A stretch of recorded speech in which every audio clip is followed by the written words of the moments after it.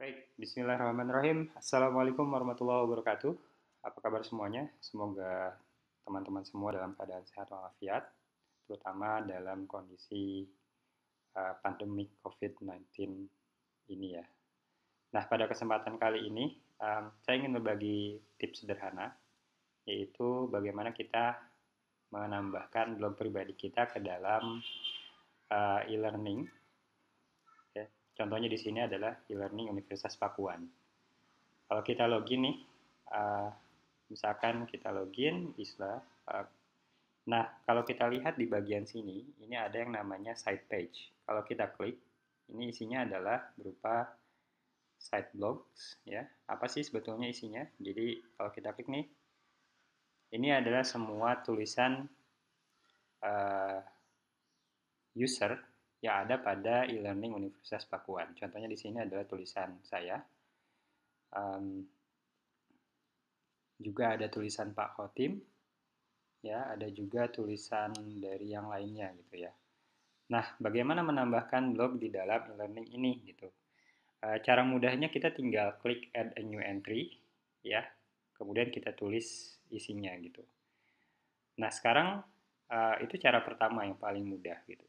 Hanya saja kalau misalkan kita sudah mempunyai blog kita sendiri misalkan. Contohnya kalau kita lihat di sini, ini adalah tulisan saya, blog pribadi. Kalau kita klik, dia masuk ke blog kita, blog yang sudah kita miliki gitu. Jadi kita nulis dalam satu tempat, tapi kita bisa menyebarkannya di tempat lain, contohnya di e-learning gitu. Nah, bagaimana caranya? Caranya adalah dengan menggunakan RSS feed gitu ya, kayak sindikat dari setiap website gitu.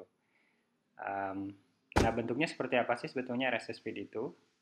Ya, jadi kalau kita lihat di sini di blog saya ini ada yang namanya feed.xml. Isinya itu adalah kode XML yang sebetulnya kalau untuk dibaca manusia kurang begitu friendly ya, walaupun masih bisa terbaca. Tapi sebetulnya XML ini diperuntukkan untuk mesin. Ya, contohnya di sini adalah website e-learning Unpad gitu. Nah, bagaimana kita menambahkan agar misalkan kita sudah mempunyai blog pribadi, agar isi dari blog tersebut muncul di dalam site page ini gitu. Caranya adalah kita masuk ke bagian sini, ya, kemudian kita klik preference. Nah, di bagian preference ada bagian blogs, ya, terdapat bagian blogs. Di sini ada blog preference, ada external blog, ada register external blog. Nah, kita bisa menambahkan external blog kita ke dalam e-learning ini dengan cara meregistrasikannya gitu, dengan cara mengklik ini. Mengklik bagian sini dan kita tinggal menambahkan RSS feed URL. Ya.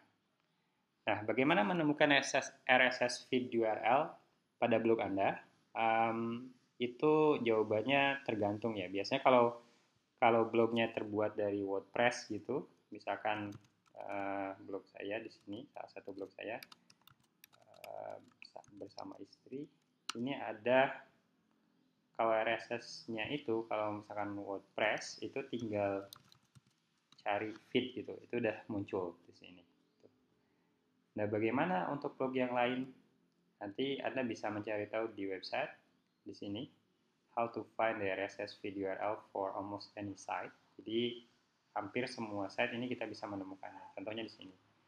Nah, contohnya adalah blog ini, salah satu blog yang cukup saya sering baca, Power Data Science.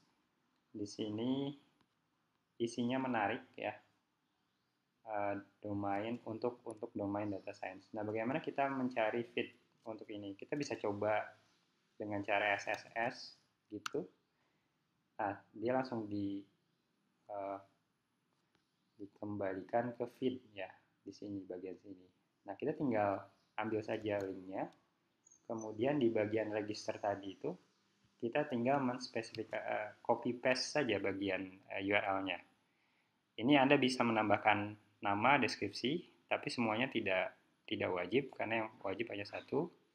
kita bisa cukup menambahkan linknya saja untuk link ke RSS feed-nya. Kita tinggal save. Nanti dia akan ngecek apakah link tersebut valid atau tidak. Ya, kalau valid dia langsung oke, di sini ada validasinya. Nah, kita tidak menambahkan nama tadi di sini, tapi dia otomatis menambahkan nama.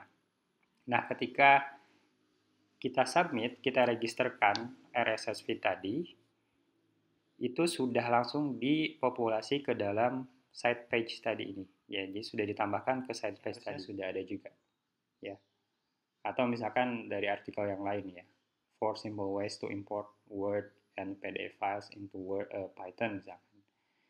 Nah, ini bisa langsung muncul di sini. Ya, jadi ini memudahkan kita cukup menulis dalam satu blog, dan jika informasi itu penting juga untuk mahasiswa, misalkan kita bisa menambahkannya di sini, gitu. Ya, jadi itu cara mudah untuk menambahkan blog pribadi kita ke dalam e-learning.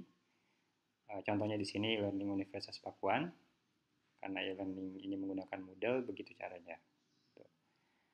Oke, semoga tips singkat ini bermanfaat buat Anda. Terima kasih.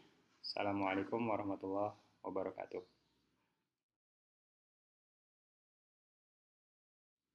Ini saya hapus lagi eksternal blognya supaya nggak nyampah. Oke, terima kasih. Assalamualaikum warahmatullahi wabarakatuh.